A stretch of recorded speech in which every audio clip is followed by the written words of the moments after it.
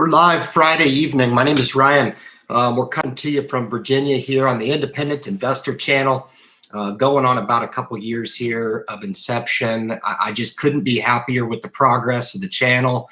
Welcome to everybody. I've got just an unbelievable validation over the last couple weeks of the channel. Just an absolute inflow of new folks coming in, receiving the message. And I honestly believe we're starting a movement.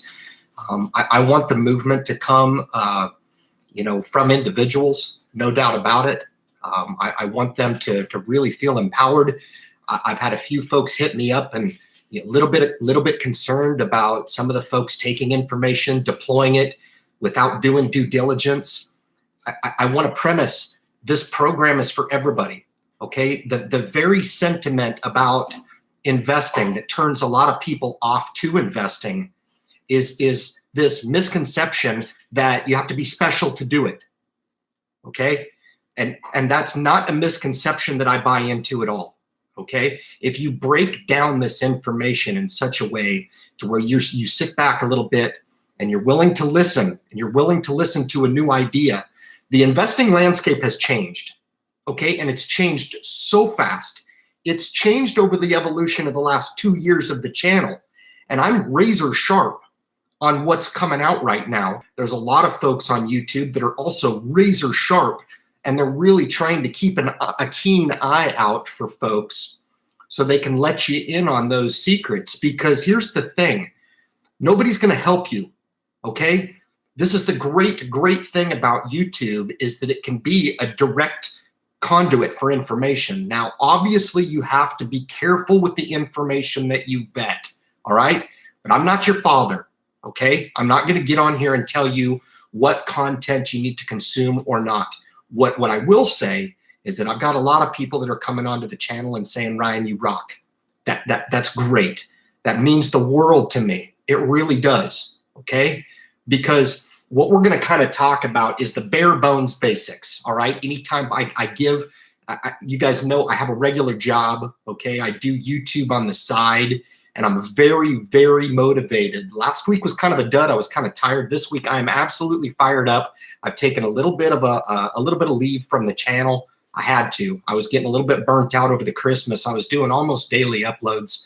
There was a lot of new content thrown on YouTube. So for you guys that are new to the channel, obviously, some things there that you can go and review and sink your teeth into. But to keep the fire stoked, we're doing this live stream every Friday to really give that opportunity to folks. If you come into the channel and you knew nothing about investing, if nothing else, this might be your 2-hour window. And in a lifetime of information and a lifetime of opportunity, if you hear something that perks your curiosity, please pay attention. Pay attention. I can tell you that being an investor as long as I have, I've went through a lot of mistakes, and a lot of those mistakes were, most all of them were avoidable. Most all of them. That's why we've come out with the Facebook group to provide a ton of information that's not rocket science. It's not. Anybody from anywhere around the world can consume this information and really understand and really acknowledge what vein we're trying to pulse into. And it's really in line with being on the front of the investment wave as opposed to the back of it. I've prepared a killer program. I've been thinking about this one all day, and that's typically how I script my videos for you guys that are new to the channel. I don't write a script. I don't care to do that. I open myself up to provide transparency, visibility for the audience members that consume different avenues of content, not only on my channel, but other channels as well. But for those folks that are enjoying the Facebook group, I've got members of the Facebook group in here tonight. And I just absolutely owe a debt of gratitude. This is what happens when you bring people together. This is what happens. I can't do this myself. I can't. I have plenty of deficiencies when it comes to investing, okay? I guarantee that the level of success on this channel will be the investors that get started earlier than I did, that listen, consume, and deploy the information sooner than I did, and they will become far greater investors than I've ever been at this point in my life. That I can guarantee. And I wouldn't even do the channel if I didn't think that those prospects were out there, because I absolutely do. And I know there's folks out there that invest with their own style. I see Doug pop in the group here. I've got Terry Harris, who I have to make a shout out to Terry. Absolutely, probably changed, made a comment on last week's video. I was very tired at the end of that, but Terry made the last comment and I decided to end on it. And I thought it was just really, really good. And the comment was made that, you know, really stuck with the long-term investing philosophy. And if you've got the fortitude to put at least a partial pillar in your portfolio that is completely passive, I think Terry mentioned something last week that really, really resonated with me. And I've got pretty thick skin. I really try to get to all the comments, but that really, really, I really enjoyed that comment. It really stuck with me. And part of my investing goal for the future is to invest for future generations. I typically care a lot more about the plan than I do about, you know, finding the perfect stock. I say this all the time, and YouTube is really no different than the financial landscape or the media landscape. And that for as many people like me that are trying to do right by people, okay, and we're going to really go through these. I've got a ton of talking points tonight to get to the root and philosophy of what we do. And I apologize to you guys if you come on to the live stream and you expect me to throw out rapid fire stock picks. I will tell you that I've made some massive portfolio moves this week, okay? I made those Monday. I've funded my first trade account and I've invested. That will be my active account. I'm probably looking at using M1 Finance in a strategic passive manner, so I can work through those two products or those two buckets with you guys. So the first trade is complete. I can throw those ticker symbols your way. I can tell you there was some oil exposure. There was some foreign telecom exposure I bought this week. I bought a ton of stock this week, but don't get alarmed. I bought a lot of stock in very, very reduced share positions to kind of spread my wealth over. I was looking to increase my dividend exposure, and I was looking at increasing my small, mid cap, and some value exposure in the portfolio. That stuff I will be rolling out via YouTube video to you guys, to where I can give it a little bit more succinct and a little bit more clean for the rest of the subscriber base. But the first trade account is done. ATI, FTS, which is Fortis, it's a utility, high-paying utility. ORAN, O-R-A-N. So if there's anybody on here from France, they're going to know that that's a French telecom company, O-R-A-N. Nokia, ticker symbol N-O-K, for their 5G exposure. I've been watching Nokia for a long time. Now, guys, do not take this and go just drop coin in it on Monday, okay? I'm just being visible with you guys. I'm going to come out with my first trade coverage account, and I'm going to cover all these stocks for you guys. Again, I just don't see the connection of trying to charge the audience to come in and see my special portfolio, because I'm trying to break down the barriers of this not being that special of a thing, okay? Just a regular fellow, lots of regular guys and gals out there, same as me, that put their pants or their whatever on, their shoes on the same as me, and are interested in investing, and for whatever reason or the next, their own personal barriers keep them from succeeding in the market, or potentially a fear of being misled.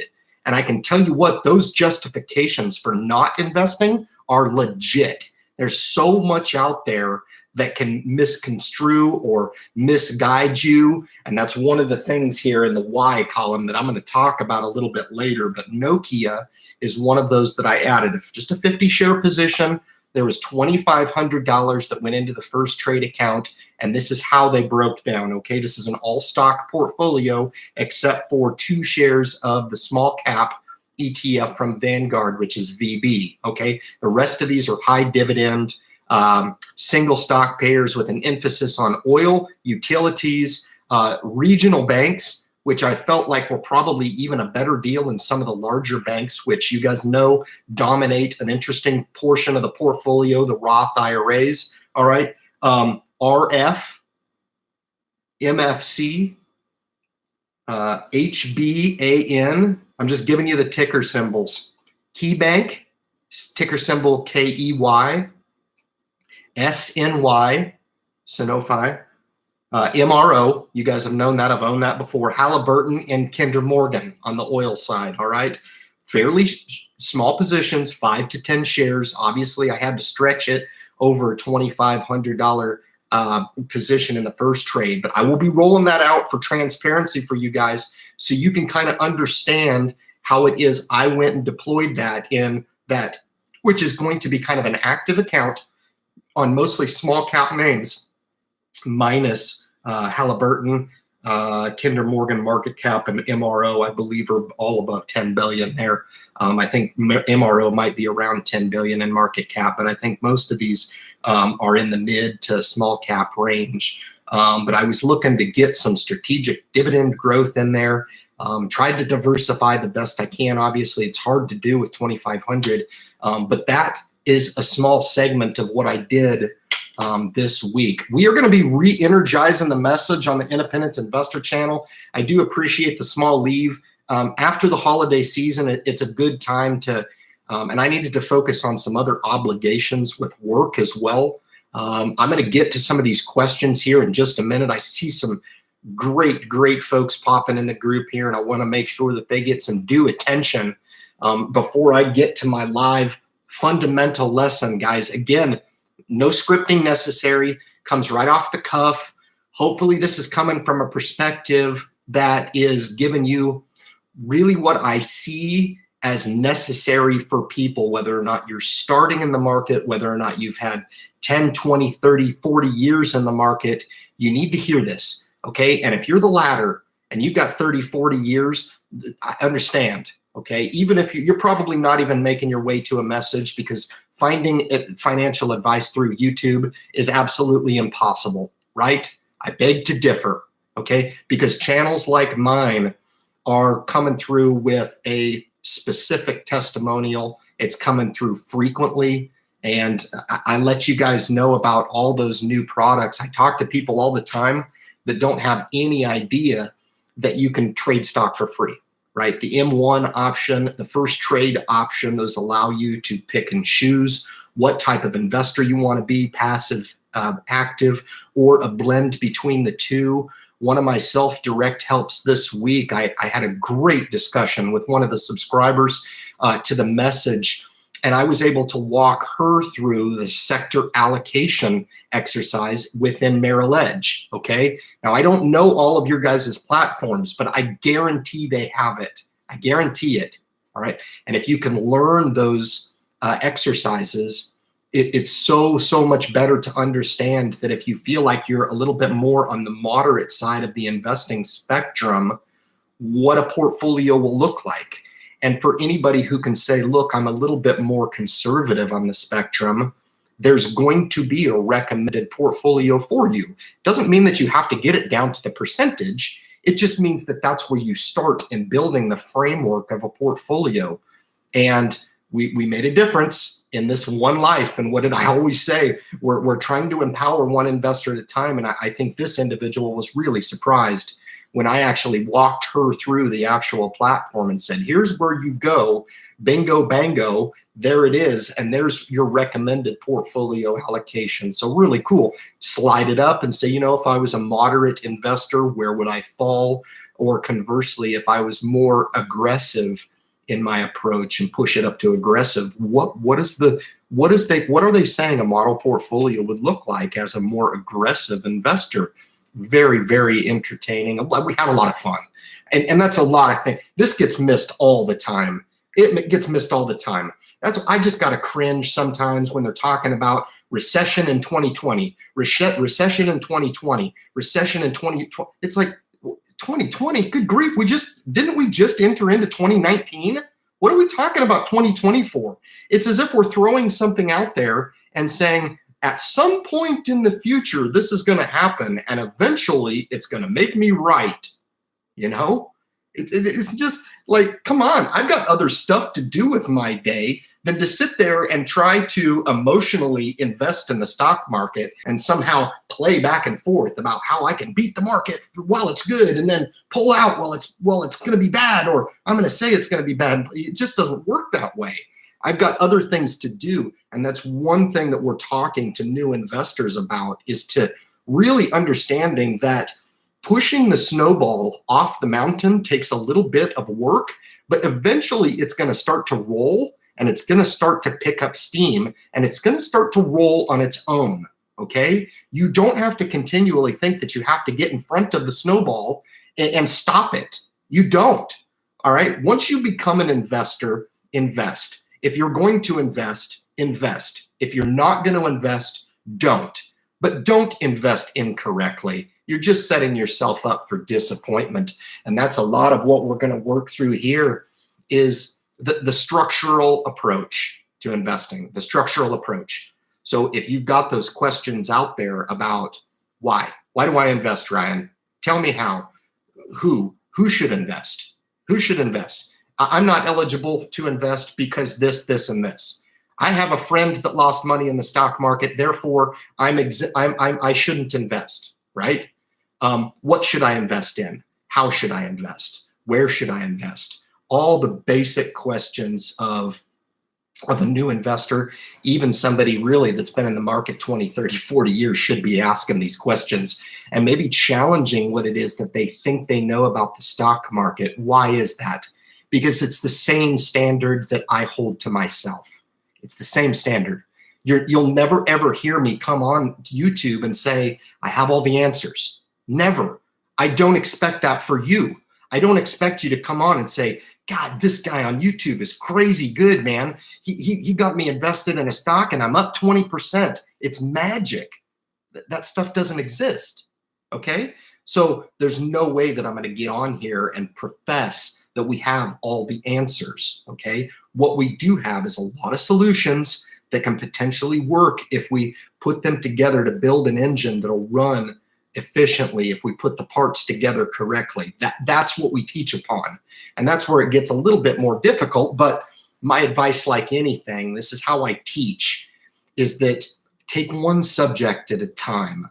Don't try to eat the entire subject at the same time. Don't do that, okay? I don't want to get you discouraged and miss out on how fulfilling and how enjoyable investing can be, because it really can. So guys, welcome to the Independent Investor channel. Really great to be with you on a Friday. We do this to motivate. We do this to provide opportunity for you guys. And if you guys are the first ones tuning into the channel and you want to get to know me a little bit, certainly hit me up.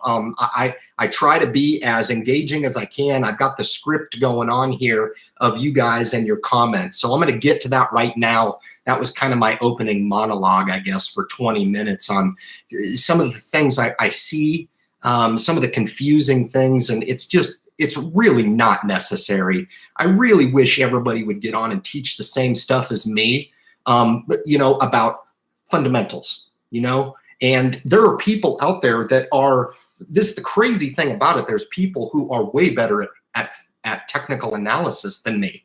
That could be very, very beneficial for the YouTube community. I'm not the guy to teach that. I've got my niche, okay? But I'm not a technician, okay? I'm not an analyst. I'm a very successful investor, and there's reasons for that. And I teach everything that I have, okay? I don't offer a course. I offer all my information through YouTube direct, and that's one of the things that I don't discredit, the power of direct connection to people. I really don't. I think it's a powerful, powerful thing. So for you guys that dared to dream and are entering in here on a Friday night, welcome to you guys. Really appreciate it. I'm going to cruise up here and see what kind of questions in the group. I actually have a ton here. So I'm going to get up here and see if I can't scan through here and pick up Christopher Blaine. was the first comment of the night. He did one of those daddy dances, man. That's pretty cool. And my hat's off to you. I'm also a father of two, and I've been through those dances too. I get emotional at those things, man. But I do have Ernest in the group here, man, who I just think the world of, just one of those brilliant minds who I'm really glad to have in the group. I hope he doesn't mind me saying that about him, but I just know how many lives he's touched in the Facebook group with regard to the thorough responses and the information. I'm one of them, okay? I'm not exempt from that at all, man. I've just been like, wow, man. I just feel so humbled to be part of the group. And there's value in a lot of things, guys, and you don't always have to pay for a service. Typically, when you go in and pay for a service, you all think, just check me on this. When you pay for a service and you walk out of it, sometimes don't you more often than not feel like you didn't get what you paid for, you know? And it's not always like that. You know, everybody thinks that they have to just pay for service in hope of getting some fulfillment back. And I tell you what, man, the Facebook group is turning out some killer value for some folks that dare to go in there and consume some information and vet through and pick through what they need to enrich their own lives, man. So you may hit 100 tonight. Actually, I've been getting about 1,000 views on these per week, and that's really cool. For anybody that comes in, it's really those, if there's 1,000 people coming in and they're consuming this live feed after the fact, that means we're generating some churn, okay? And at the end of the day, that's all I really want to do, is to make people say, did he say something that I didn't know was possible? Hold on a second. You can buy stock for free. All these things are things that at some point I didn't know were possible.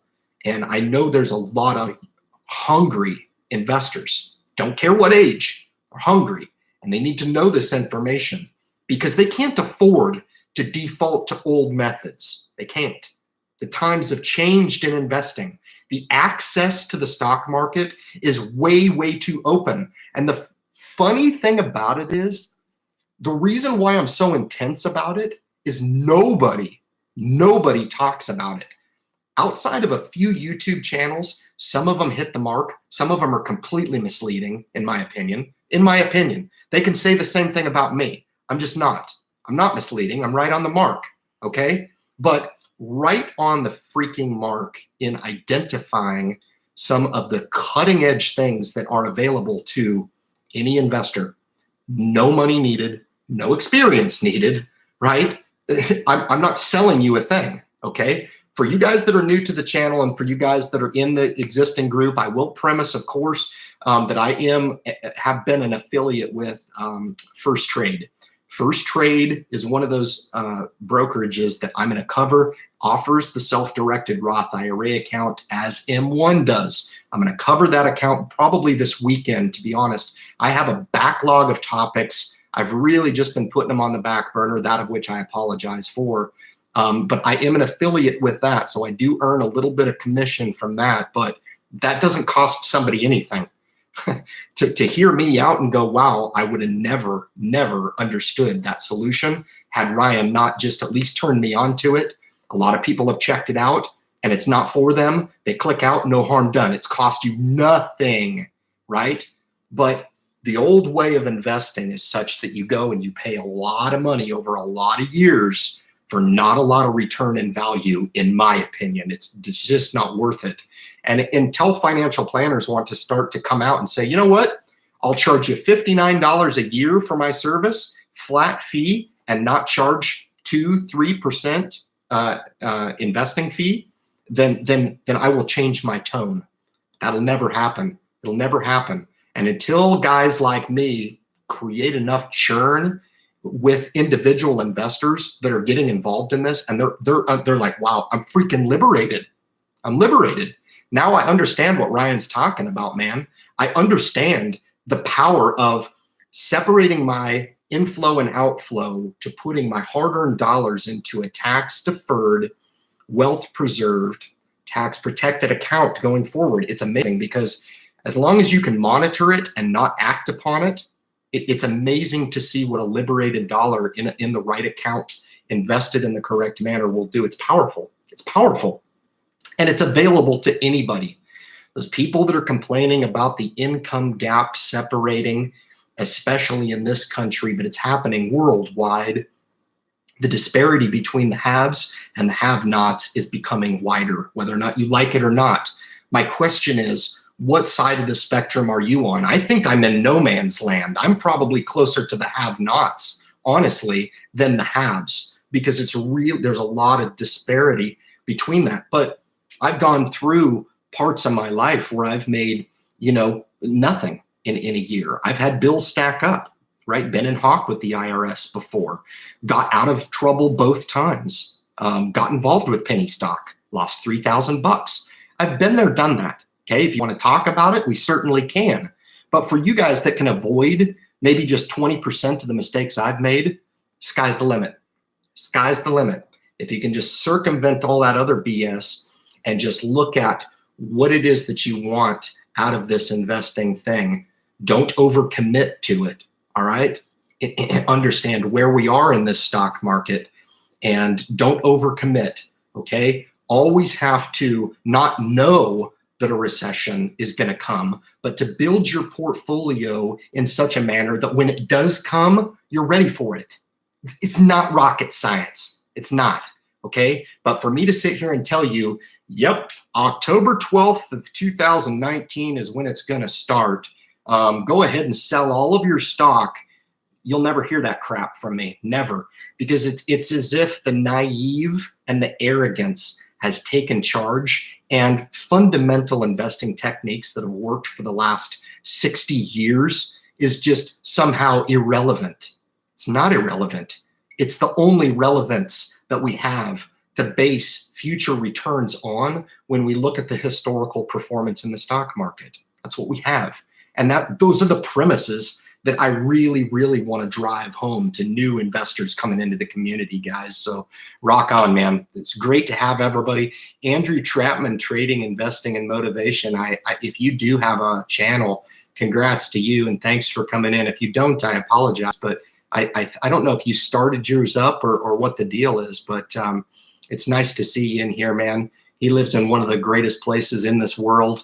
It's awesome how we're connecting the world through YouTube, man. And it's so good to see Australia on here representing, man. I got nothing but love for the world. It's just a beautiful, beautiful place. Some of you folks are coming on here and Terry Harris right below in New Zealand.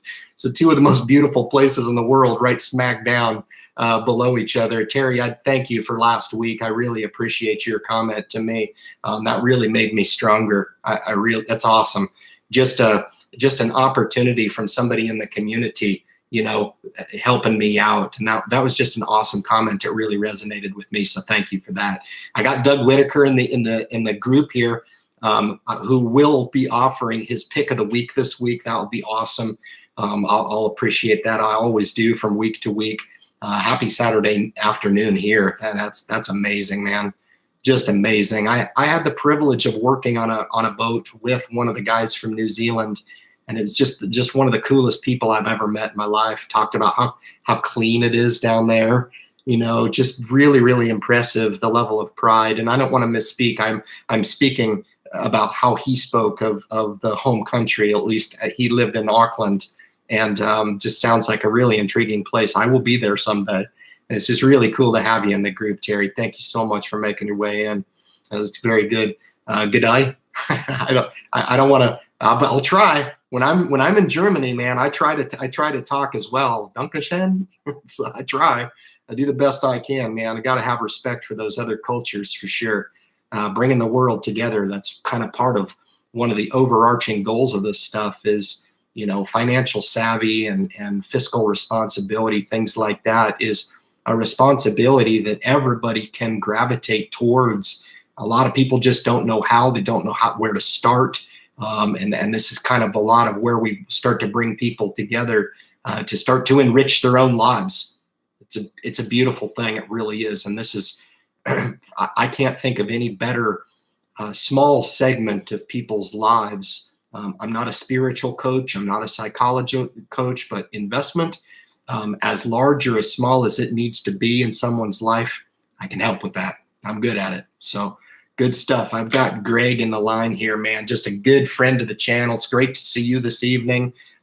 Greg always hits me up with a good question in the group, so I'll wait for that doozy. That's awesome. Added a position in T today.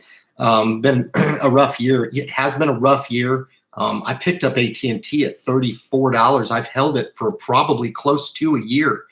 So it's been fluctuating around the $30 mark. I do think it's a safe entry. You know, with a 6% dividend to boot, it's going to be really, really defensive in nature. I would highly encourage you guys to hear me out the way I was strategically buying the stocks this week. And I bought a lot of them. I'm going to throw some names out to you guys and you're going to be like, wow, you bought them all? And I'm going to be like, yeah, I did. I spread some money and wealth out over a lot of different names that I wanted exposure to. Good quality, man. Raytheon, Lockheed Martin, Northrop Grumman. So I own all three of I own four of the defensive. I'm missing one: Lockheed, Raytheon, Northrop Grumman, and one additional. It wasn't Boeing. General Dynamics I bought this week, small position there. So I'm going to be running through those Roth IRA buys. You guys are really going to like that. I'll probably just do it rapid fire and just fire them through YouTube just like a machine gun. That's just what I'm going to do. It's the best way to do that. I'm not going to show you all the research. I probably spent 4 or 5 hours last weekend combing over the stock market, and that's how I diluted down those picks that I wanted in each of the respective accounts. I mean, hell, I'll give them to you now. Why not? I don't have a script for this. I'm going to get back here to Andrew. United we stand, Ryan. Rock on, man. That's great. So I've given you the first trade ticker symbols. So for you guys that are interested, I did boost up my limited partnership pillar in my brokerage account. So this is outside the Roths. So the joint brokerage account, I've beefed up. I took Blackstone out of the Roth, okay, and I put that into the brokerage account, and I've added Magellan Midstream Partners, a company that I've actually had been exposed to in a good way. But Magellan Midstream Partners is one of those that I've looked at for a long, long time. MMP is the ticker symbol. You guys check that out. Fat dividend. So that limited partnership, 10-share position there. I repositioned Blackstone outside PAA and Enterprise Partners, EPD. So those 4 limited partnerships I added outside. I thought I could set those up for dividend reinvestment and start those as money machines as well outside the brokerage, in addition to my fixed equities, which is another pillar that I'm going to be rolling out again in another video. You guys are going to want to stay tuned. I've added to that. I've done some long-term bond exposure. I reduced my long bond exposure and corporate U.S. Treasuries, both of the long positions there, and refiltered that money into more intermediate term and short-term bonds and U.S. Treasuries, okay? So not to bore you tonight, but I will get that video out to you guys and show you what I'm working with there. I did strategically place 1 bond ETF in each of the Roths for future growth. I picked up 25 shares of VTI today, right? Practice what you preach, baby, right? I mention this all the time on the channel as being kind of that more diversified ETF for you guys that just come to me and say, I'm pretty conservative. I don't want to lose a bunch of how do I build defense into the portfolio? That's how you do it. Buy an ETF that's exposed to 3,600 and change in stocks, expose you to the entire large, mid cap, and small cap domestic stock market. All right, that's how you do it. And that is a long, long position for me. I'll build upon that position as time goes by. 25 shares there as well. But I'm going to run through these ticker symbols rapid fire. You guys will like this. This is like the 3 stock picks of the month on steroids. Here we go. TAP, Molson, TAP, Berkshire Hathaway, B shares. I'm not wealthy, so I bought the B. Comcast, CMCSA, BCE, which is a Canadian telecom company. For you guys that are tuning in from Canada, you guys will know this stuff. So you guys see a theme here. I bought telecom in France and I bought telecom in Canada, BCE, all right? Avago, Broadcom, 5G exposure, trading it below a 10 multiple right now, ticker symbol AVGO, all right? TRP, PBA, Alibaba, Baidu, sold them for a profit. They sold off Wednesday. I bought them back again today. Altria, ticker symbol MO. All right. So those were some of the positions I took just in the broker. All right. I added to the Roth IRA. I'll give you those. PayPal. Just these are small positions, guys. 5, 10 share positions. I'll tell you if they're 20 shares. Checkpoint Software, IBM, smaller position. Sold the stock at a profit in the broker and swapped it back into the Roth. Just a 10 share position in IBM, okay? KLAC, Emerson Electric, EMR, Stars Constellation Brands. Finally, I own it. I got my opportunity to buy Stars Constellation Brands. I could do a video on just Stars, but I'm stoked to own it. Ticker symbol STZ. Philip Morris, rotated that into the Roth. Smaller position, 10 shares, $757 on that one. Lockheed Martin, okay. Does anybody else talk about this stuff on YouTube? I'm just throwing it out there, all right. BlackRock, you bet, asset manager. Nobody talks about that company on YouTube either. There's probably a reason they're really small. They only have $6 trillion assets under management. So that's probably why nobody talks about them, because they're unknown. They only run the entire federal government's pension program. No big deal. Just saying. Traded under the ticker symbol BLK. All right. Bought 5 shares of that. Prudential, which was the best insurer. I bought 2. I bought MetLife and Prudential, PRU, trading at 5.5 times next year's earnings. It was pretty amazing. So small token position there. I think I took 20 shares in Prudential because I felt like it was so well valued.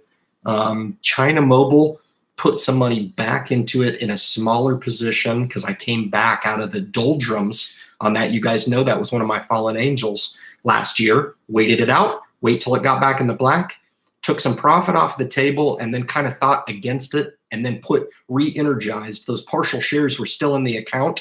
So I actually re-emphasized or re-infused that position with 15 shares in China Mobile. Okay. You guys, you can beat me up if you don't agree with the China picks. That really helps my overseas exposure, which I don't want to buy in an ETF. And my portfolio is probably heavier weighted to domestic weighting. I've got some emerging markets, but that's how I grab some international exposure, right? Alibaba, JD.com, Baidu, and China Mobile. Okay, so that's how I get some of that exposure. Home Depot, right? You've heard of that company. They're pretty small. I bought some shares there, 10 shares of Home Depot. VFC, I love North Face. VFC Corp, Merrill, great clothing company. Valuation was right. Took a shot. Starting position, 10 shares, right? Why did I do that? What was my thought process behind taking a little bit more of a spread out position in some of these names that I wanted exposure to over the long term? Stock market's high, Ryan, right? You talked last week about all your moves being defensive in nature, okay? Why did I only limit myself in some of the positions? We're talking about, from $6 to $1,000 in some of these positions. If the stock market ends up going down, and a name like, VFC Corp, or the next one, CVS, which I bought 20 shares of CVS on valuation as well. If those take a haircut back, I'm not going to end up losing a whole lot. I was starting to get a little bit heavy-handed with my positions, getting a little bit over my skis, I think, with some of the positions. I was starting to pick up 50, 60, 70, 80, 100 shares at a clip. And it was like, boom, I was dropping $4,000, $5,000, $6,000. And it seemed like I was getting just a little bit ahead of myself. And I wanted to digress a little bit. It seems like some of the best moves I've made in the stock market have been those moves where I've really kind of thought about my position. And even though I might have wanted to go whole hog on a stars constellation brand, I retracted and said, you know what, I'm going to put a starting position in that, start to get the dividend reinvestment going, and I'm going to monitor it. And I'm going to be an investor, and I'm going to be a freaking shareholder. Why? Because I believe in the company. That's what being an investor is all about. Believing in what it is that you're buying. Okay. So that's mine. And I'll throw quickly, I'm going to get to some questions here, and then I'll get back to the last account here in the other Roth IRA. I'll throw those out there. So good stuff. I've got That Imriel, who I don't recognize, but it's so cool to see you in here. I apologize. I do kind of memorize some of the folks in here, and I feel like I've got a relationship with some of these thumbnails in here for some of the guys that come in, but or gals that come in here. Welcome to you. Welcome. It's great to have you. I've got Jersey right below, Jersey Philippek. Hi, Ryan. Just wanted to say hi and thumbs up. I appreciate that. I guess it helps me. The algorithms, I guess, pick up the thumbs up and make me a better YouTuber, I guess. So I appreciate that vote of confidence. Great stuff. Jerry Welch, I just sold out of Nokia at 640, so probably took a little profit there. That's good. I'm looking to get back in under 6. You got your opportunity yesterday. It went below 6, so I don't know if you bought it or if you think it's going to go back.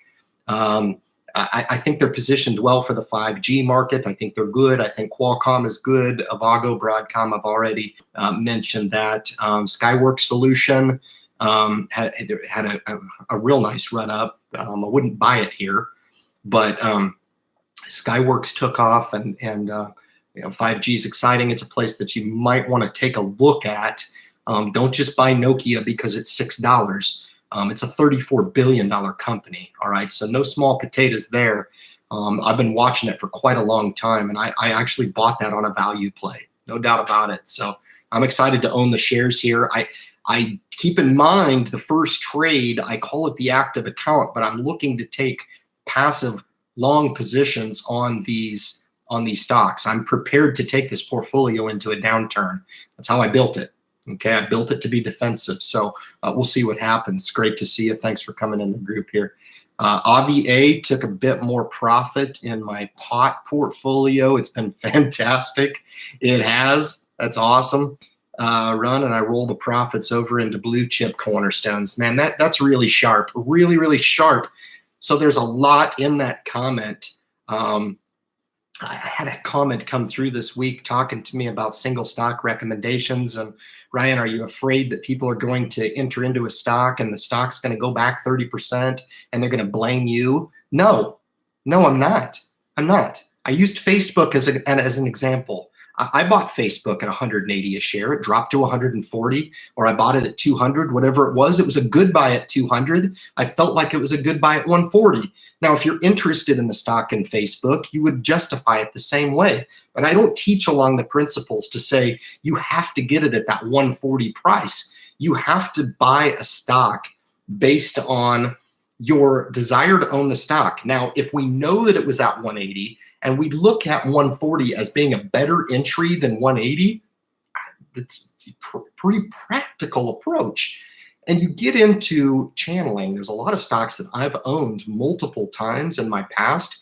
Probably just would have been better in some cases just owning the stock outright and not trying to sell in and out of them. I will say that that's not the case in a lot of them, okay?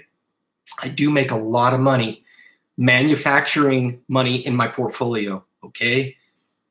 I'm not a wealthy person, and I talk about hard money and soft money. I've never talked about this philosophy on the channel, so you guys listen up right now because I'm going to give you some knowledge. Hard money is the hardest money that people can separate from. When people look at hard money, that's money that comes directly out of a paycheck. That's money that goes toward bills. That's money that goes toward fuel. That's money that goes toward food. That's money that goes toward rent. That's hard money. hard money. And people have a hard time separating from hard money to make soft money.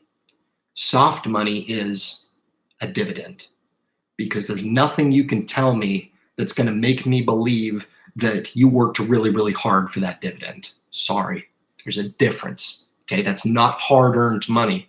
And people need to understand that once those sunken costs are met on the hard money side, to try to skim off the top that little bit of 25 bucks, whatever it is, to take that hard money and put it to work in the portfolio in the best way that you know how, right? For the prospect of making that soft money down the line, okay? Now, in any of that dialogue, did I talk about timing the market? Did any of that dialogue, did you hear me saying that you have to pick the perfect stock? No, right? The chance that you're going to take that hard money and put it into the stock market to make soft money, the chance that it's just going to go up right away are probably fairly pretty slim, okay? But let's just say for the purposes of the exercise, it's 50-50. You have to expect that that hard money that you put to work has the potential to go down. Don't be surprised. Expect it, right? That's the discipline when you take that hard money. And the hardest thing when we're talking to new investors is to separate from that emotional connection of that hard money when we're looking to put it into the stock market, because all they see at that point is hard money at risk. And I get it. I really do. Your first year is the hardest first year that you'll ever have. It'll get easier and easier and easier. And the first 5 years that you have will be the hardest first 5 years that you ever have.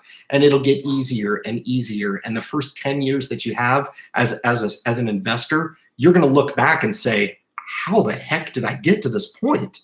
How the heck am I sitting on $42,678? Wow, I remember that time that I tuned into this independent investor channel, got me fired up about money, and was telling me about hard money and how I could probably pare back on one of my nights out to dinner, or I could find $25 in my budget. And you know what? I freaking did it. I'll be the first one to say congratulations. I really will, because you've set yourself up to take that hard money and start working for you. And it's not going to be evident when you start. It's not. You're not going to look at your portfolio a month after and be like, this was the greatest decision I ever made. Thank you so much, Ryan. You're a master. You're a master at the stock market. No, I'm not.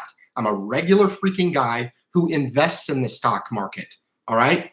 But it doesn't mean that anybody is immune to taking those hard dollars and watching them go down. And I acknowledge how hard that is for people.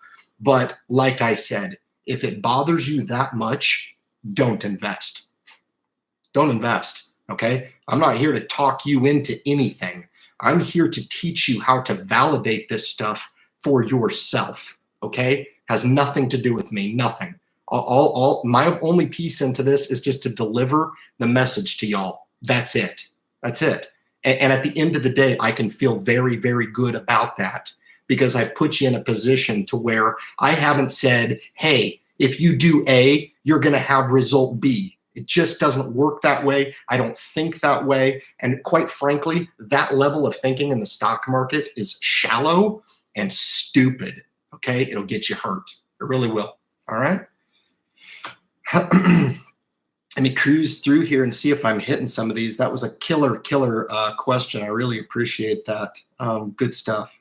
But congratulations on your profit. You're just one of infinite ways of proving that you can make some money in the stock market. You guys know that I'm from Oregon, so I'm going to take a drink of this is chai tea if you're wondering if it's white. So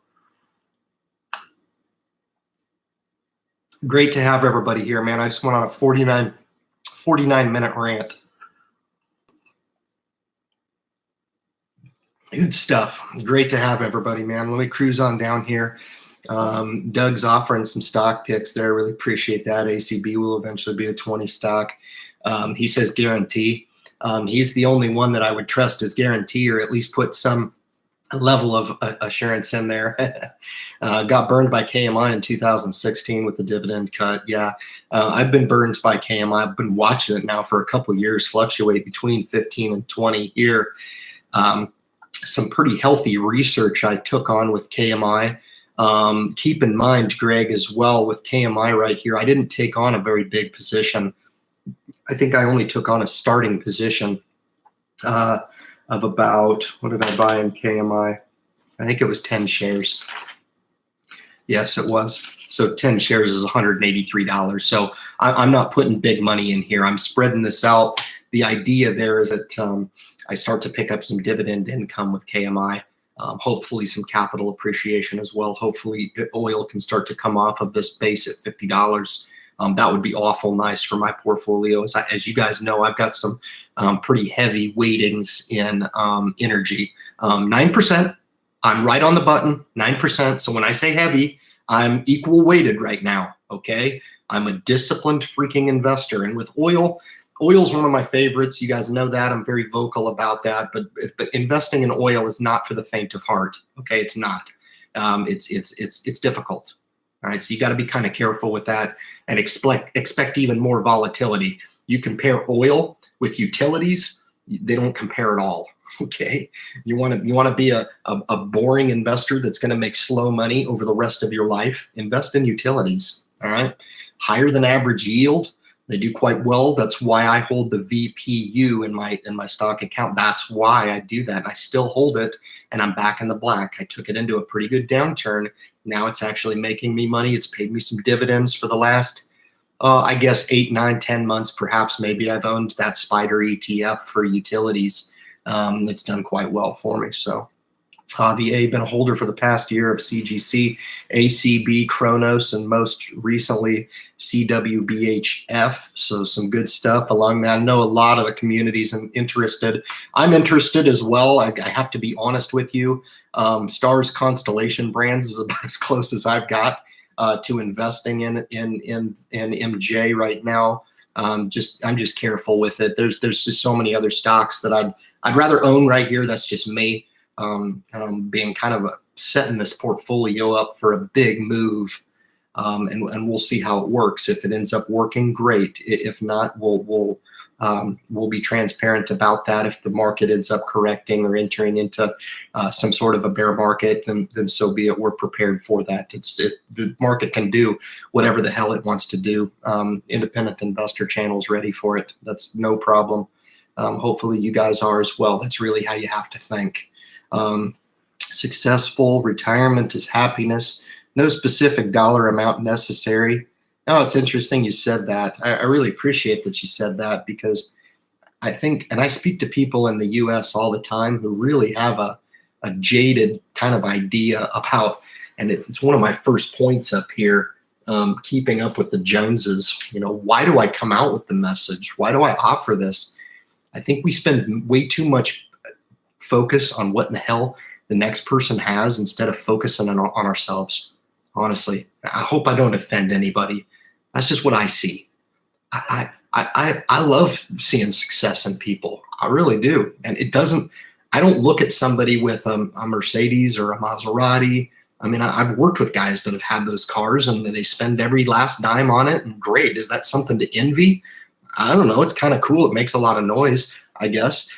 But looking at somebody like that, and where it really, and I've seen it, where it really becomes kind of a consuming condition to where it's really rampant in suburbia, I think, when you're looking at your neighbor to the right, to the left, across, and who has the biggest truck, who has the best car, who has the biggest job, who can impress who at the backyard barbecue. I don't know. I don't really care. But man alive, guys, can we scale back a little bit on paying attention to what in the heck everybody else has? Remember how I talked about the income gap? If we just took a little bit more attention on this side of the house, focusing on our own program, we might actually trip and fall and find some empowerment there. We really will. Because you want to know what these folks over here are doing? they're focusing on that stuff, and they're focusing on it hard. So it doesn't do any good for these folks over here to be looking at these folks over here and saying, you've got something and I want to take it, or I'm going to aspire to what you have. That it just doesn't work that way. So, why do we do the channel? Eliminate emotion is another one where I talk about why I do this. YouTube is rampant with this and a play into emotion, right? That's what gets more views on a YouTube channel. I've said this from the beginning. I'd love to have 1 million subscribers on the YouTube channel, Independent Investor channel. I'd be so humbled if that ever happened. And I actually think this channel will end up growing into something special. What that will be someday, I don't know. But it will be predicated upon the great people who come in here and aspire to this message to say, you know what? Ryan's just a regular fella. He doesn't get up here and yell and scream at everybody and talk about, holy crap, the stock market's going to hell in a handbasket, and try to misguide you because it sells more views, okay? This doesn't work that way. And the more you can eliminate the emotion from the stock market, the better off you'll be.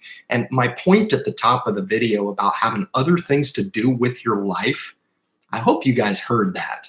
Because the idea here in success in the stock market is to work really, really hard up front so you don't have to work so hard in the back end. Remember the snowball. Remember your money starting to work for yourself. Remember the hard money and the soft money. Super important, man. If you recognize this stuff, it'll make you liberated with your finances, and it'll actually become quite easy, and it'll become freaking fun. You'll start to identify with friends and be like, dang, man, like, can I help you a little bit? I might have a little something to offer you here, tell me a little bit more. What do you got going on? Help somebody out, There's a lot of people out there that need it. A lot of people, paycheck to paycheck, hard money to hard money, hard money to hard expenditures. Hard money to hard expenditures. Yeah, very real. It's going on that way, certainly in a lot of other countries as well, where they don't have quite the benefit that I think we have here in the United States. That's just my own personal opinion. Let me cruise down here as well. Successful retirement is happy, no specific. I hit that. David Mathis, now trading stocks with M1 for free in my new Roth IRA. I'll mention this, and I'll roll it out tonight. I know Ernest is going to throw stones at me for sure for mentioning this, but I will be, I've already offered the link to M1 Finance. I will be offering an affiliate through that. I have to. The glove fits for the channel. It's a great passive event. I don't know about trading stock on it. I really did not see the benefit in M1 for doing that. Where I saw the benefit for M1 is taking a real passive approach and building a perfect portfolio with no fee. I thought that was by far the superior value in M1 Finance. And whatever works for you, I'm not your dad, I'm just a friend of the channel. But that's just what I kind of noticed about M1 Finance. But there's enough there for me to back it through the channel, and there's enough positive comments, very, very few, if any, negative. I've been probably the most critical about M1, and my opinion does mean something, guys. I've been around the block a few times, and my criticisms of M1 Finance are legit. They are. And a lot of you guys were like, it's this and that. And it's like, okay, that's fine. But I really think it does have its place, and it can really be useful to get somebody a no-cost exposure to the stock market, and that's something that really makes sense for the channel. So I've got those links in the description of most of my videos. I'll be going through, changing those out. So don't hesitate if you want to click on a link. Certainly, it helps out the channel. Get a little bit, go check it out. That's fine. But I'll be rolling out an official video on my affiliation with M1 Finance. It's that good to be backing. One on the passive side of the house, first trade on the active side of the house. And I'm still going back and forth whether or not I want to open a portfolio with M1. If I did, I would move my SPDR ETF pillar over there and build a portfolio that's strictly ETFs that I never touch. That's the way I would use M1. But David, thank you. It's great to hear your success on there, man. All the best to you. That's all I ever want, no doubt. So Christopher, it says my retirement goal is 2 mil. That's perfect. It's one of those goals to where it's tangible. It's realistic. If that's your goal, so be it. That's awesome. You're going to have to sit through 7 figures for a while before the compounding effect does double. Maybe 5 to 7 years, maybe 9 if you take it into a down year, right? So your rule of 72 over a 7-figure portfolio. I tend to think a little bit more strategic than that. If I ever neared $1 million and $1.5 million or something in my portfolio, and I felt like the market was in the condition that it's in today, I'd be taking money off of the table rather than letting it ride. That would just be me. Okay. Now I'm trying to build a portfolio comprised of multiple buckets over time. I'm not looking to put, I know when we run the figures for compounding interest, we always put it into one account. And that's great. That's just not what makes sense to me. I want to make sure that if I get hurt over here in my portfolio, that I have this buffer over here. And that's a big reason why, 13-14% of the portfolio now is comprised of fixed equities. I'll own those the rest of my life.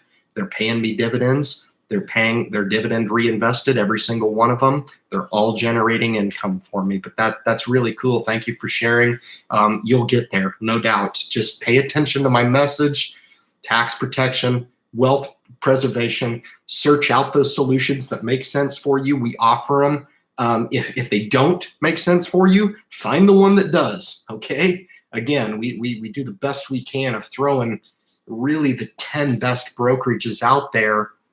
But when I talked at the top of the channel about the channel evolving over time, I was really speaking along the lines of when I started, I had Merrill Edge, and a lot of people were like, okay, well, if I do Merrill Edge, I've got to pay an entry and an exit fee, right? And that's right about the time that Robinhood came out. So Robinhood took a lot of attention away from my insistence on having either the Roth IRA first or a retirement account, whether it be a traditional. If you're a higher income earner, you want to take the tax benefit of that. It kind of took that attention away because everybody was gravitating toward the free entry and exit. Okay. Now we've got those opportunities with First Trade. We've got the opportunity with Webull. We've got the opportunity with M1 Finance to at least look at. And I don't know if there's any others out there that are offering this level of service. And then, of course, the major brokers as well. I have a lot of people who hit me up and they ask me how I like Merrill Edge. They're freaking awesome. They are freaking awesome. Couldn't be satisfied. And I'm very critical about the products that I consume, insurance companies that I do business with. Merrill Edge is top notch. I really enjoy them. I think they're great. That's just my own personal kind of opinion. I wish they had an affiliate program because I've probably brought a few $1 million worth of account value over to them. I'm kind of irritated. I gave the guy an earful last time I talked to him and said, hey, you're welcome.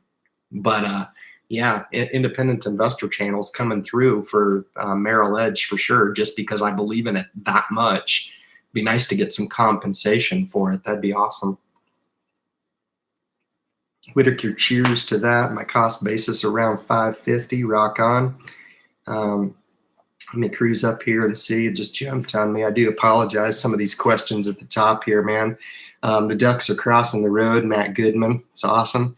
I just now see Dave in here. I've been on my 1 hour rant and I haven't even got to my lesson yet, but no big deal. I do see Dave in here from Average Joe Investing. Rock on, man. Very cool. In case anyone missed it, Bank of America with Merrill Edge lowered their 10 free trades per month from 50 to 20,000 accounts. Makes it much more attractive way to progress from the mobile apps. Dave, thank you so much for mentioning that. You guys see the value when you pop in here on a live stream for a little over an hour, man. That's just another tidbit of information that's been pushed out through the Facebook group as well. I know Brent pushed it out as well with the financial investor. But again, man, this is all about sharing information in this group. And if you guys can be the wiser for it, and you've got that threshold at 25,000 or 20,000, it's a combined amount in the accounts, and I think you probably have to be careful. I don't think you get that right away. There's probably a 3-month a cumulative balance that you have to keep there. So just kind of be aware of that. All right. The other thing about the free trades, you probably have to be part of their Power Rewards program, which I am. It's free of charge. All right. So there probably a few caveats there. Correct me if I'm wrong, Dave, please. But thank you for mentioning that. That's legit. Great information for you guys. Great stuff. You guys are having a killer discussion. I've got Hart Miller in the group. Awesome to have you, man. Very cool. Love the Kookaburra coins. Building a collection of each year. The Kookaburra, those are really nice, actually. That's awesome. I think you had mentioned last time that you were starting to accumulate some precious metal. It's good stuff, man. Really cool. Really cool stuff. Again, Brent's in here. I wasn't sure that Brent was going to kick in here tonight. Awesome to see you. I'm going to try to pick up where I was. Always welcome here, Ryan. Thank you, Terry. That's just rocking. I'm so busy right now. I've got to pare my way away to take a vacation. I have about 8 things to do over the next 6 months, and there's only one of me to get it all done. So it's going to be interesting. It'll be fun. CMSG, no. CMSG, I think you probably mean Certified Manager of Special Gadgets. No, I don't put a lot of value in that, CMSG. Please correct my acronym. I apologize. I'm getting a little punchy after an hour. But if you do mean Certified Financial Planner, absolutely not. I am not. I do not believe in the industry, nor do I endorse it. So this whole thing is about really hearing some ideas and taking those ideas, researching them for yourself, and empowering yourself to act upon them. Okay. Don't eliminate that piece about educating yourself. And I understand there's a lot of people out there, they're just plain lazy. Honestly, they just want to hear information, deploy. I just told you about the 5 or 6 hours of research. I do that for fun. Okay. That's fun for me. It's fun. And I'll benefit from it. And people hear that and they're like, okay, well, Ryan did the research. I don't have to do it on my own. Wrong. Because what worked for my portfolio is not going to work for yours. It's not. Everybody's portfolio is different. The idea is to look at each individual's situation. And I contend that you do not need to sit across from somebody and have a Q&A session for them to make you understand what your name is. Okay? You don't need to do that. You're the best judge of how you're going to react in the stock market. And I'm just the guy to tell you that stock market goes up and it also goes down. Prepare accordingly. I just can't say it any clearer than that, but I think that's what you mean by that. Please forgive me if I'm wrong. CMSG, I'm not really sure what that is. I think it's certified something or other, the serial gadget guy. So thanks for the question, though. I appreciate it. I'm good. It's nice to sit down and enjoy the live feed. 1979 Wood, it's great to see you back in the group. Bowler Christopher, investing is fun. The guys I work with are blown away with the self-directed approach. They think I'm nuts. I told them to look at the fees they're paying. Define ironic. I've been there, done that. And I think what I would recommend for anybody who thinks that you're nuts, I would point them to the facts. That's what I would do. Point them to the facts. Do you need to pay somebody to recommend you a mutual fund that's going to charge you 1 basis point of expense? Do you need to pay somebody to manage your account when the truth of the matter is they're not managing anything? Do you need to pay somebody for a service to help you determine what type of investor you are when you know you better than than anybody? So with a little bit of help and assistance and understanding what your options are, at some point you're going to have to break down and decide upon an account. Okay. Is that something that you need to pay somebody for? Okay. Let's say no. Let's say yes. Whatever. If you say yes, okay, I'm nuts. Great. You go with the self-directed route. You take the self-directed Roth IRA account and you got this bucket. Okay. Do you need to pay somebody to tell you what to put in that bucket? What do we know about the products that can potentially go in that bucket? All right. Let's leave single stock out for a second. What they're going to try to get into that bucket for you is mutual funds, okay? They don't recommend ETFs. They don't. They don't recommend single stock. It's a pain in their rear. They don't want to recommend single stock, okay? So two of the best wealth creating are already out the window, all right? They're going to try to recommend to you, and I've seen this duplicated over and over and over and over again, however many mutual funds they can ram down your throat and make a commission on. If you want to define nuts to me, go ahead and try. I love for your friends to come on and have an open discussion with me. I'll be super nice, I promise, okay? But by the end of that, I will probably have asked them the questions to really make them think about what it is that they're doing with their money, okay?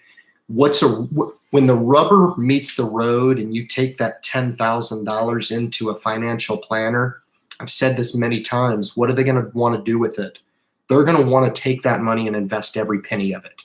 Why?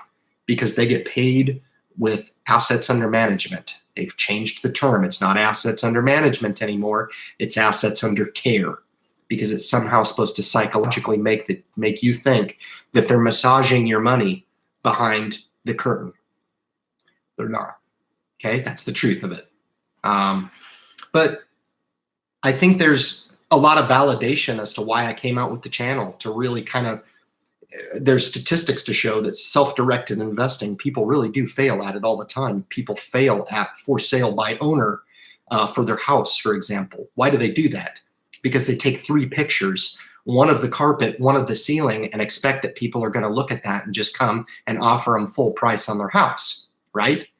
I'm one of those guys that thinks that selling your house through a realtor is nuts.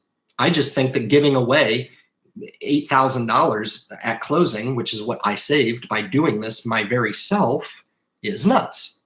So perhaps I would retort in a very respectful manner and say, you know, what do you get peace of mind out of going with a financial planner? Do you get peace of mind by going with a realtor? Look, man, I work hard for my hard money, okay? And there's a reason why I've been able to claw out a pretty nice nest egg for myself already. And that's why. It's because I don't give away the farm. I question everything. I have to be able to validate everything, all right? The commercials on TV that kind of make fun of this relationship of questioning your financial planner, this should be much more of a raw business discussion. You don't have to be rude. It's business. It's your money. Okay? You are the boss. They are not. Okay? That's the reality of it. And as much truth as we can deliver through the Independent Investor channel to let you guys understand, and really what makes you powerful against stuff like that is to look at passive investing and how it's really worked over time. Look at the prospects of the low-cost ETFs comparatively to those managed mutual funds. The vast, I don't even want to say majority is 51%. It's more like closer to 100% of them fail to even meet the market. I mean, that's a fact. That to me is nuts. So why are you paying some idiot to underperform? And I didn't even talk about hedge funds. Hedge funds are the biggest waste of money I've ever seen. That to a guy like me who has like discretion coming out my ears, I look at hedge funds that lose 20% a year. I'm sorry, I just can't see it. I can't understand why. I can understand why the outflows from mutual funds to ETFs is going on right now at a record rate, because people are figuring it out, okay? So if you want to be behind the 8 ball, who's more crazy? The person that just remains naive and conveniently naive to the fact that the investing landscape is changing, or somebody who has the courage to step up and say, wow, this makes sense. I maybe need to research this a little bit more, because I'm here to tell you it does. It'll make sense. You just got to validate it for yourself. That's all you got to do. Awesome comment. Thank you. Buller, appreciate it, man. Good stuff. Christopher Buller, if that's your name. That's awesome. Thanks for offering that. What's up, Chief? Glad to see you back. Glad to be back, and I'm happy to be back. I took the small leave. I'm going to be doing a little bit more frequent uploads of the channel. I really have been sitting back. watching the large channels really control the dialogue on YouTube. It's wonderful. It's wonderful. If they took some of the great ideas that I had and started to actually deploy those through YouTube, there wouldn't be a need for the independent investor channel. However, that's not ever going to happen because I don't think there's capability there. So I'll keep continuing to push my message out from my subscriber base, who quite frankly I care about. When we talk about the why column, you know, the focus and the clarity on the message, to break stuff down and really offer real solutions for people, super, super important. The redirect to the power has everything that I was talking about with the income disparity between the haves and the have-nots. And the idea is to kind of return some power back to individuals who deserve it. And I talk about the who. The message is a lot for hard workers out there just like me, who understand the value of a dollar and understand that hard money is hard to come by. There's folks out there laying electrical wire. There's engineers out there building our roads. There's welders out there putting our boats together. You know, there's people out there doing some really, really tough work. Plumbers, man, I could go on, truck drivers, all that. I've made videos on all this stuff, but to culminate the message and say, who do I do it for? It's for those folks, man, who aren't given a fighting freaking chance. You know, half of the people out there are saying, that's nuts, I could never do that. But for the people who have a little bit more of a desire for something better, this is perfect for them. The hard workers, the folks that know that they can put those dollars away and have those hard dollars really start to generate soft dollars and know that they're not being consumed over time. And also the beginning investors, you know, for those people that I'm going to lose, for every one person that comes into the independent investor channel, I'll lose 10,000 of them to the distraction. You know, power in numbers. I was about to do my survey for YouTube this evening, and I'm disappointed with YouTube. I really am. I don't understand why we're making multimillionaires out of people who come on to YouTube and deliver a message that's just not that good. It's just not that good. It's not right. It's not. I'm sorry if you disagree with me. There's going to be people out there that say, oh, those people work really hard. Bull, they don't. Okay? I know what hard work is. And for the hard workers out there that come across the channel and they look at me and they're like, dang, what has this guy done in his past? He's a hard worker, right? I can relate to this guy. Can I really relate to some 26-year-old who's sitting across from me telling me what I need to do with my money? What have you done with your life? You know what I'm saying? So a lot of it has to do with a lot of credibility as well. So I'm going to get to some of these questions here. I'm starting to wonder about rebalancing when a recession does come.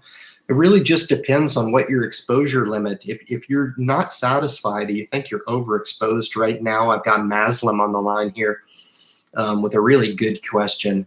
The trick is, and I always use the analogy, if you had $1,000 and you had the same concern as what you have right there, or if I'm getting to the intent of where your concern is, take 250 and invest it. You know, buy the total stock market or the S&P 500 at a 25% clip. If you're concerned with the level of your exposure, we're sitting at a time right now in the market where selling is okay. Okay, if this stock market starts to get volatile and we go back into the 20-30% downturn crap, you're going to see the same Ryan come on here and say, sorry guys, selling is off the table. You're going to have to be an investor and you're going to have to wait. The stock positions that you entered into when the market was relatively high, are you willing to take those stock picks into a downturn? Because you're never going to hear me come on to YouTube and say, sell all your stock now. If you have positions that you want to take some profit in right here, go ahead and do it. The market's relatively high. You're getting a fairly good exit opportunity in the stock market right now, so you can take some exposure off the table. Now, if you're talking about a portfolio that has less than $10,000, I would consider I would highly encourage you to consider pause, okay? And depending on kind of how old you are, what your long-term goals are, what your exposure to the market is. Again, things that are worth repeating. Be careful with trying to time the market, okay? And I'm not implying that that's what you're saying. I think the rebalancing idea could be worthwhile. That's what I explained at kind of the top of the live stream when I was talking about taking some long-term bond exposure off the table and adding some intermediate and some short position into that. That's rebalancing in a way. I sold some of my winning positions that were larger, and I've leveraged those positions into 5 other positions that are smaller in nature, but it doesn't subject me to sticking my neck out there and getting my head cut off. You know, if the market does end up going down, I can ride these multiple positions down, and maybe even look at some of them and adding to them strategically. Some of them are going to perform. Some of them are going to be recession proof. I tried to buy the best names I could. I wasn't looking for crap. I was looking for the best stock that I could find out there on the stock market. But if you are concerned a little bit, certainly you do have the latitude, especially in some of the accounts I recommend. If you got to pay an exit fee to do that for some peace of mind, put some money to the side, go ahead and do that. But you may learn that getting into a habit of doing that, you may actually do that. You know what's going to happen the second that you do that? The market's going to go up. The stock market is just not one of those things that you can sit there and play games and, oh my gosh, I'm worried that it's going to go down, up, blah, blah. It's really, really tough to do that. But if you do think you're a little too overexposed, then make a proactive move to move some risk off the table. I think that's prudent, certainly. I'm good. It's nice to sit. Good. Kiddo, I'm playing some Super Mario World. Rock on, man. I got all those. I got the 2 little Nintendos, you know, the Super Nintendo and little Nintendo. That's just awesome. I was stoked to see that Mike Tyson's Punch-Out was on there. That's just awesome. The longer I'm in the market, the more I enjoy it. Really, really good comment. I appreciate that. There's kind of an evolution to becoming a stock market investor. I don't want to be a Debbie Downer. I'll talk to you when we're at a 20 or 30% downturn and ask you if you're still enjoying it. And I don't mean that to be smart. I mean that to be realistic in that do you have enough maturity and evolution in the stock market to identify when your holdings are down and know that that's actually an opportunity to maybe buy more, right? But if you're invested correctly, diversified across some ETF holdings to get up to that first 10,000, 25,000, whatever it is your first goal is, and you'll get there over time, certainly with a nice DCA schedule and dividend reinvestment schedule within the portfolio, and you don't fool too much with it, you'll get there eventually. How long? I don't know. You know, I don't play that game. But you know, DCA full schedule over 10 years, 60,000 with 0 capital appreciation. You figure 10 years, you're going to get 1 doubling cycle. You're at 6 years in 10 years. That's simple mathematics. It's not chemistry. It's simple. You know, but there is really no guarantee. You know, you've got to have a favorable stock market over the course of the next 10 years to have that happen. And here we've had a favorable stock market. $10,000 invested in the S&P 500 in 2009, you'd be sitting on 40 grand right now. Your money would have quadrupled. So just to give you some perspective on the power of the S&P 500 in a favorable market. So just to give you an idea, again, not chemistry, it's mathematics. All right. So always welcome here. I want to cruise down, pretty sure. He's chief warrant officer of the sort. Yeah, tend to try to keep that discussion to a minimum. But if you're in the Facebook group or part of the independent investor channel page, I've offered some personal tidbits there. And if you're up to speed on your military protocol, you can figure that out. So good stuff, man. Yes, I've started the channel, Ryan Golden, precious metal related. Fantastic, man. That's awesome. Thanks for coming back to me on that. Good luck. That's a really cool topic, and hopefully you have some knowledge to bring to the table. I will kick over and subscribe for sure. I mean, you got a subscriber, no doubt about it. I can only do one, So I'm a big one, but it's really cool, man. Because I don't know squat about that, which is really my only reservation for not investing in, and particularly silver really intrigues me right here. I want to invest in gold, but it's much more sizable monetary, and I really just don't know what the right thing to invest in with gold. With silver, I think you can kind of piece together what it is good to go with, and thank you for that. Whoever just popped in there, that's rocking. I really appreciate that confidence. But yeah, I'll kick over and support you, man. You support me, support the message here in the community, man. That's what it's all about. I love the community aspect of this live stream. It's really good stuff. So Greg hits up, or I got Mazium right there. I don't see a wedding ring. Do you own any precious metal? I don't see it. It might be me. I don't know. That's about all I own, I guess, as far as precious metals, if that's what you're talking about. But dividend yield near 7%, dividend covered by an adjusted earnings and forecast. May add to the position. I think you're good. It's been just hovering here at 30. It's just killing me. I've added about 4 shares, I guess, a little over 4, maybe 5 shares on the drip in AT&T. I'm happy to own the stock. I believe in what they're doing. I believe in the acquisition of Time Warner. I'm happy with the name, largest telecom service provider. I think they're good, great business. Happy to own it. 100 shares. Again, with the philosophy that I'm just telling you guys about taking huge positions in these stocks. You take at the time, a $3,600 position, and you take, a $600-700 haircut. It's like, Jesus, great. You got to kind of wait it out. But again, I've been making the good dividend every quarter.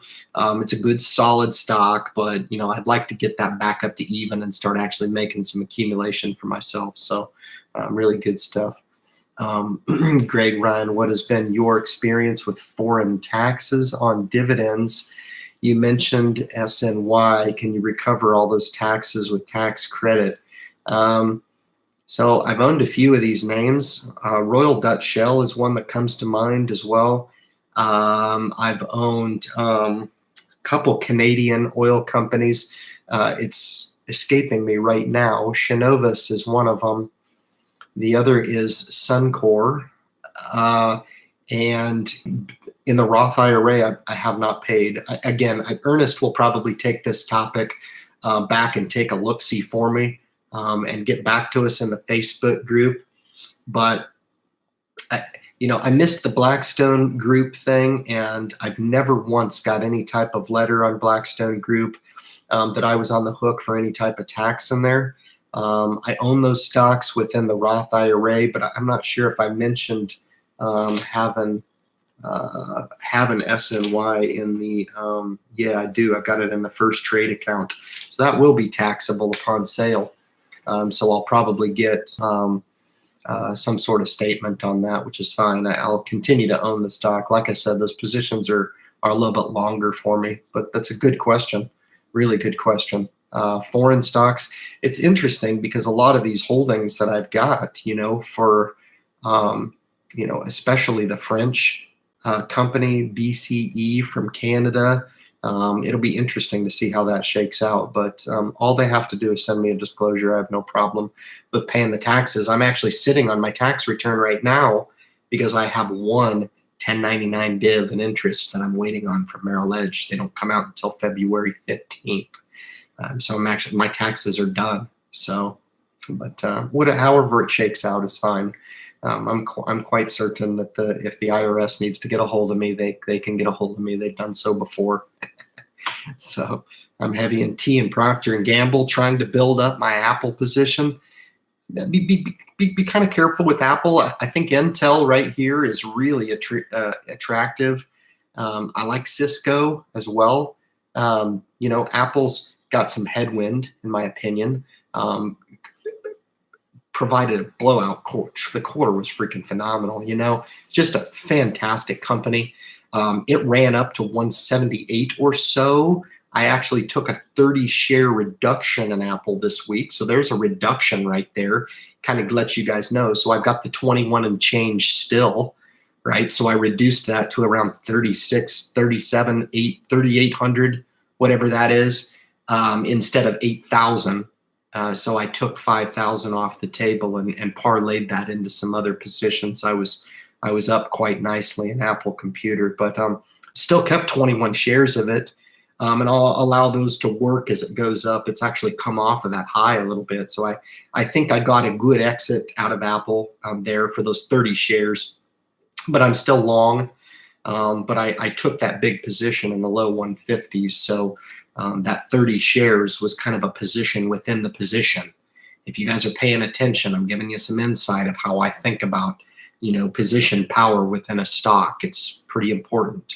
Make money in both opportunities. I had Apple, I wrote it down, I took another position within it, bought it again, and then just parlayed that position when I came positive, made the money in it. So it was good.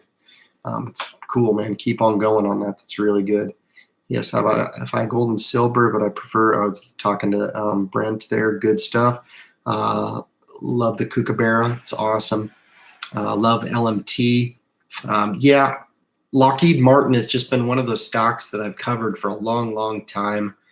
I really like the entire sector. That's why Raytheon was another one. I've just been murdered in Northrop Grumman, and they're my favorite. I looked at General Dynamics right here. That's the first time I've invested in the company, but I loved what I read, man. I mean, when you're talking about, their submarines that they're building, all their things, stuff I probably shouldn't even talk about, to be honest with you. But it's pretty awesome. You guys can read about that stuff yourself. Pretty rocking company. So I'm glad to own it. Pretty good dividend payer. I think it's around 2%, I think, in General Dynamics, but one of those stocks I've been watching for a while. Still love General Electric. Aviation products better, though, outside the stock market. I still own my 300 shares of General Electric. It's been kind of on fire. I left that. Scribner's new video is on General Electric. He's obviously, taking it into a downturn just like I have. It's just been kind of a thorn in the side a little bit, which is fine. It happens. But how can you not believe in the stock when it touches $6 on a recovery? Because now some of those things are going to start to come to the limelight about those initiatives to recover the business. And I believe that Culp's going to do that. So really good stuff. We'll see where these 300 shares go, man. Let's see what happens. Tariffs aside, Ryan, with the growth rate of China long-term investments will be a winner. Yeah, it's great. Investing with these headwinds going on, I didn't take enormous positions, but JD.com JD.com is kind of the Amazon of China. Okay, it's not Alibaba. Alibaba is really more of an online retailer. Really, it's more comparative to an eBay here in the U.S. But I like both businesses, just enormous. And then, of course, Baidu. Being the online search giant, same comparative to Google here. Baidu, from a valuation standpoint, is cheaper than Google, and they make money hands over fist. So also a good position in Baidu, and then China Mobile's the largest telecom in the world. I mean, no doubt they're enormous. We'll see what happens. It's just a responsible, prudent move to have some foreign stock. China's a strong economy right now. It's terrible. So again, some headwinds buying into it, but I've owned Alibaba now twice, from 130 to 150, sold it, watched it go up a little bit, bought it in the 160, it went up, I sold it again. Now I've entered back into it again on a favorable dip this week. You guys saw that. I took my opportunity. So I've channeled the stock quite nicely. And now I'll just go ahead and ride the stock out and see what happens. So thank you for that comment. We'll see kind of what happens here. But cruising through here, man, just a great group of comments here. Trying to get to all of them. Trying to work my way toward the bottom. Becky's in the group here. Happy Friday to everybody. Great to see you. Wow, I'm super late. Good evening, everyone. So I think I pointed Dave out at like minute 10, I think. So, but awesome to see you, my friend. Very cool stuff, man. I just love the new studio. I love the rocket chair. It's rocking, man. So Austin Jolie, real money portfolio up 12%. And I think, Austin, if you're still in the live stream here, if you have a new channel, if you're not, and I'm thinking of somebody else, I do apologize. But if you do have a channel, I caught one of your videos and it was really, really good. So if you're not who I'm thinking of, I do apologize. But if you are, and you guys do fancy checking over, kick over, boost his subscriber base up a little bit, that'll help him out. But the portfolio review that I saw, pretty impressive. No doubt, a good piece of work that you did there. I commented on your video. I think your comment ended up in my channel, and I wouldn't typically click over, but I did because I thought it was a pretty honest, attempt to provide your information. I thought it was good. So I do apologize if you're not it, but if you are, I give some kudos now to you. Thanks for coming in here to the live stream. Good stuff. Invest in avocado toast and get 100% return on satisfaction. Good stuff. Bob says, go Ducks. I couldn't agree more. Good stuff, man. Go Ducks. I love it. You guys gotta get it right, man. That's where it's at. So in case anyone missed it, there's the Bank of America comment. Thank you. I'm kind of back to the bottom here. What is KMI? That's Kinder Morgan. They're big oil company, actually. So thank you for answering that, Dave. Appreciate it. Yeah, I bought the SNES Classic, great system for those kiddos. Exactly. I'm just scanning through here, guys. I do apologize for just a second. UFC Ultimate Fighting Championship, good channel on YouTube. Yes, it is. I couldn't agree more. Midstream energy company specializing in the transport of storage and thank you, Greg. Greg's always so thorough with his answers, man. His questions are pretty legit too. Just awesome. Awesome to get on here and wrap with my favorite topic with you guys. I didn't really get to a whole lot of my lesson, man. I'll do that next week. Why not? But it was a heck of a live stream. Minute 36, probably go for 10 or so more minutes. And see if I can't wrap up a lot of these questions. Average or good buying this week. Looks like it may hit 50. I agree with that. Next week, better buying for stock. I'm a buyer of Royal Dutch every time it hits 60. It's probably smart. I think it's a good name. Exxon had a great quarter. So did Chevron, the two majors in the world. They did quite well. Marathon Petro has finally come back. That was a stock that I covered a few months back anyway. Took the position, still hold it. I don't hold it really for any other reason except for distillates. That's really the only reason why I hold it. Your mom is gay. Awesome. That's a cool negative comment. That's rocking. Hit the thumbs down for me. That's awesome. Thanks for coming in. I love you as well. I'm very thick-skinned, so it'll take more than that to get under my skin, but you can try. Good stuff. That's why I love M1. Yeah, enjoy M1. Why I like both platforms. I'm partial. ConocoPhillips is another really good one. I did take a position in Valero as well. Guys, I bought a lot of stock this week, no doubt. Again, smaller positions. Conoco was not one of them. I do like Occidental Petroleum. That's another good one. So some really good stuff. I do have Sue here in the group. Here towards the bottom, I just now came across this comment. Does the free trades perk go away if the portfolio value dips down below the threshold due to market conditions? The answer is no, it does not go away. Free trade, no minimums in that account. And no, from everything that I've researched, the free trade does not go away. But just be kind of careful. I tend to be very, very careful with this information, especially through first trade. I set that up as a margin account. I do not trade on margin. I want to be very, very clear with that. There's no freaking reason in hell why I need to trade on margin. I have the hard and the soft money to trade with. There's no reason to borrow money to get exposed to the stock market, especially here. But I do have the margin account for a very specific reason. It helps me to engage in day trading if I want to. It gives me the freedom and flexibility to realize a sale throughout the day, take that money and reinvest it back into a stock the same day, and potentially avoid free riding restrictions there in the account. So for what it's worth. But to answer your question, no, these brokers are really good. Now, in my broker, they're limited. Okay, you can run out. If you have 50,000 or over combined assets, Dave right above you there has shared that the threshold has dropped to 20,000 in the Merrill Edge account. Now that's, I believe, combined accounts over a 3-month period. You might be able to finagle and get them to waiver on that. I tried, they did not. But 20,000 combined value in there, and you've only got 10, I think is what it is. So you've got 30 at 50 and then 100 at 100,000 for that incentive. So those are finite, but from what I understand in first trade, it's unlimited. And one thing that I've noticed about first trade that nobody's mentioned, and I will mention it now that I'm in here, is those stock trades are fast. They're freaking fast, scary fast. So the potential there, when you put in that order that it's going to execute, it's faster than Merrill Edge. So for what it's worth, it's pretty awesome. So that's why I consider that more of the active account if that's your thing. Okay, doesn't mean that you can't do passive with first trade.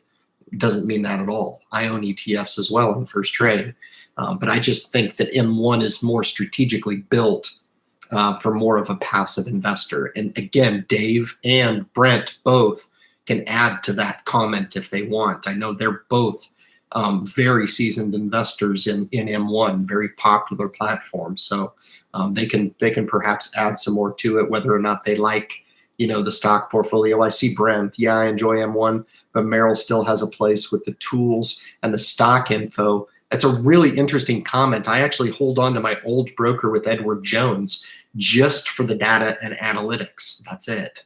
I have the kids' retirement account with them, or the college, not retirement, the college accounts there, so I can at least keep some money with them and actually withhold some of that analytics, because I thought the analytics on M1 sucked.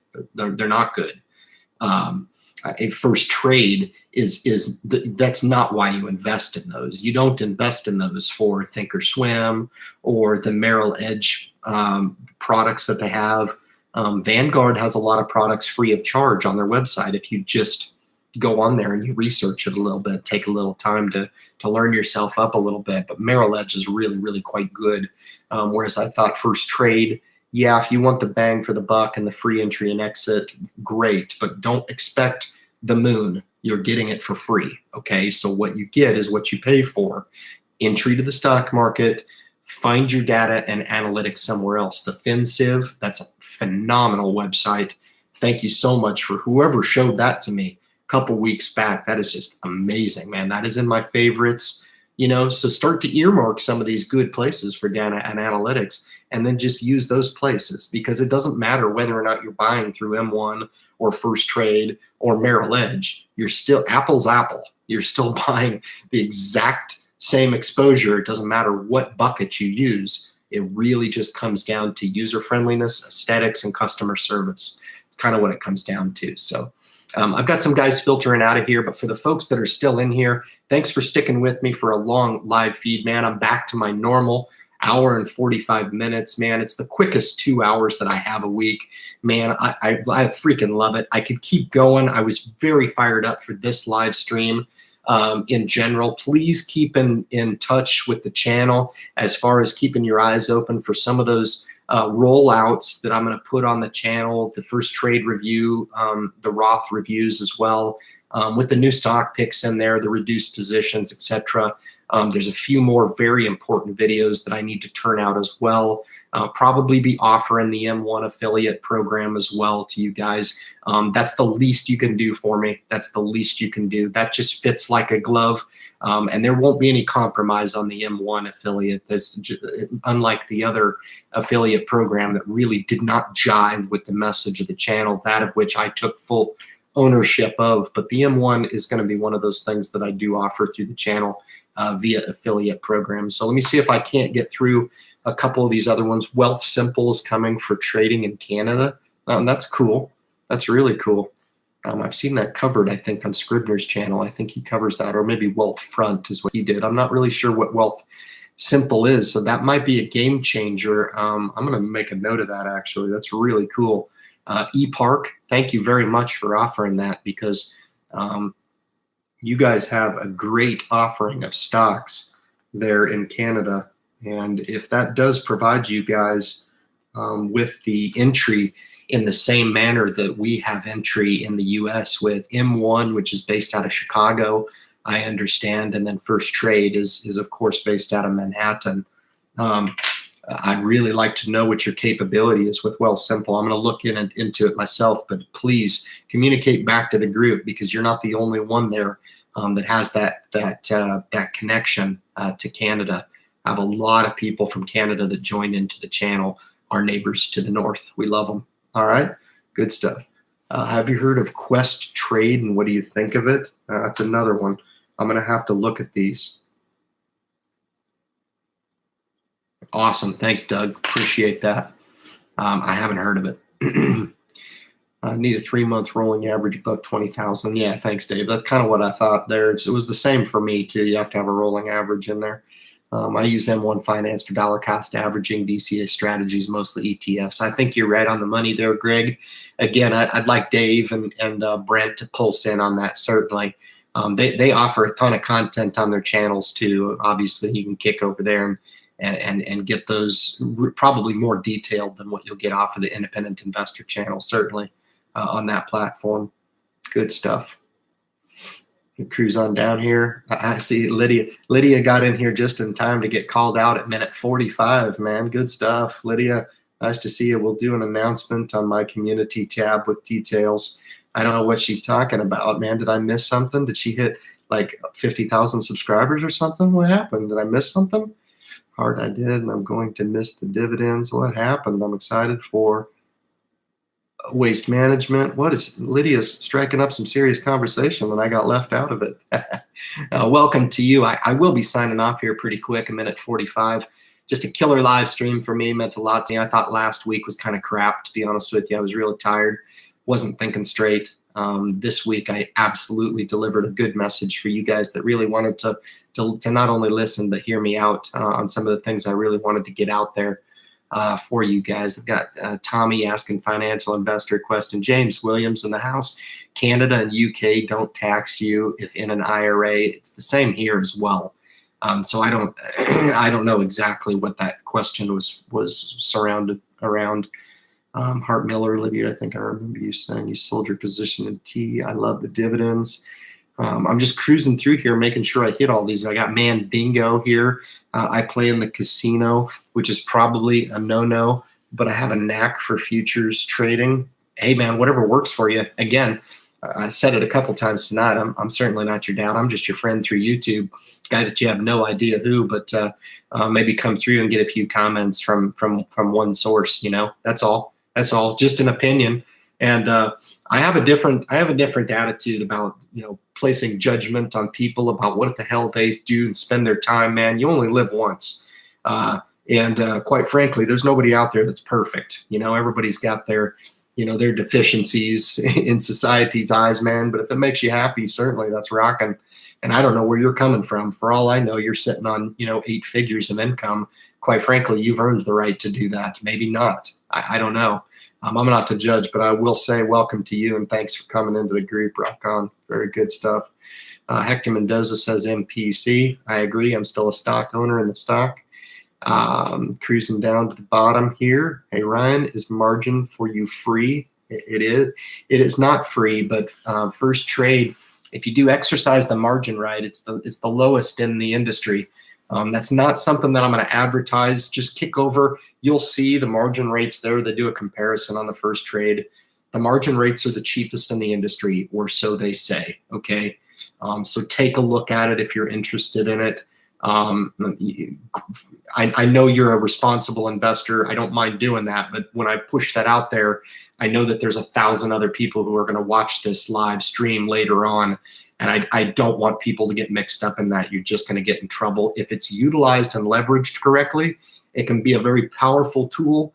But at the same time, you guys just heard how I leverage the margin. I don't use it. I use it to avoid free writing restrictions in the account. That's it. Okay.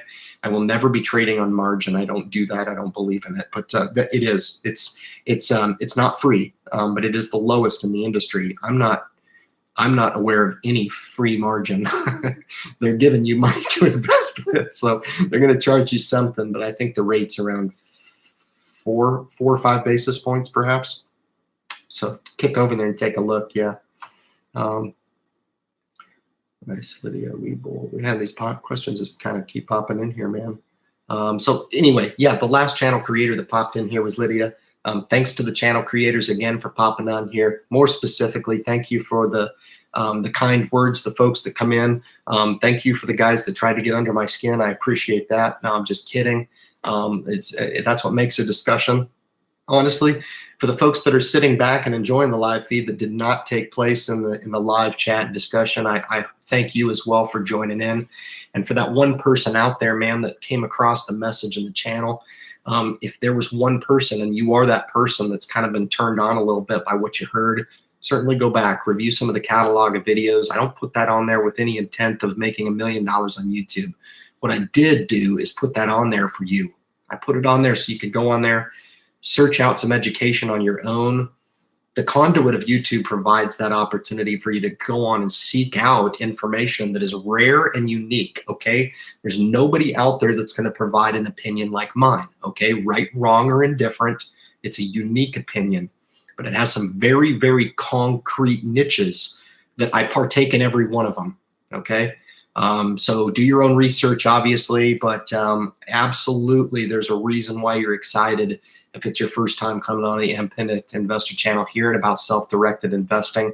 It's a very empowering message, and I want that for anybody out there to where the shoe fits. Guys, thanks a ton for joining into the live stream, man. I will catch you next Friday. Have a great, great weekend. Catch you later.